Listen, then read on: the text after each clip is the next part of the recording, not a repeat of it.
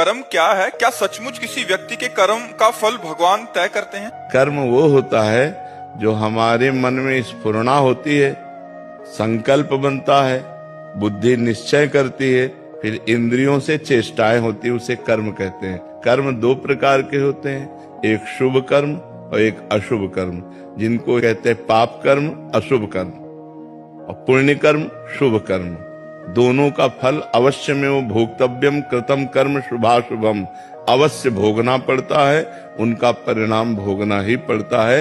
कोई कितना भी बड़ा ऋषि महर्षि हो, उसको भी भोगना पड़ता है।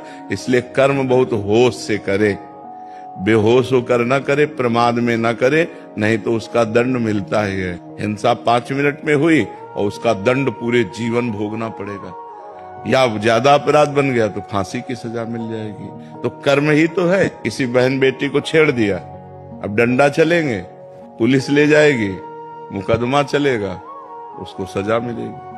कर्म है, क्रोध आ गया, हम किसी की हिंसा कर दी, आजीवन कारावास। जेल में कर्मों का तो फल है। कुकर्म हो गए तो पूरी जेल भरी हुई है। सारा खेल कर्म का है। कर्म प्रधान विश्व रचि राखा, और जो जस करे तासि फल चाखा। कर्म की प्रधानता से विश्व की रचना हुई है। जो जैसा करता है वैसा फल भोगता है। और अच्छे कर्म हो गए तो देखो राष्ट्रीय सम्मान मिलता है, समाज में आदर मिलता है, और यहाँ सुख मिलता है, और परलोक में भी सुख मिलता है। इसलिए बहुत होश से कर्म करे। और होश बनाने के लिए नाम जप है। जब तक नाम जप नहीं तब तक बेहोश ही हो। जानते हो कि ये कर्म नहीं करना चाहिए, फिर भी करोगे।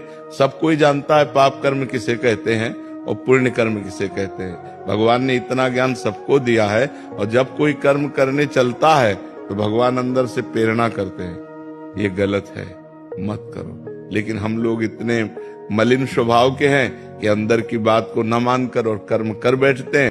अगर नाम जप है तो तुम्हारे अंदर जलन पैदा हो जाएगी, तुम्हारे अंदर बल आ जाएगा कि नहीं नहीं, हमें पाप कर्म नहीं करना है। इसलिए कर्म बहुत संभाल करके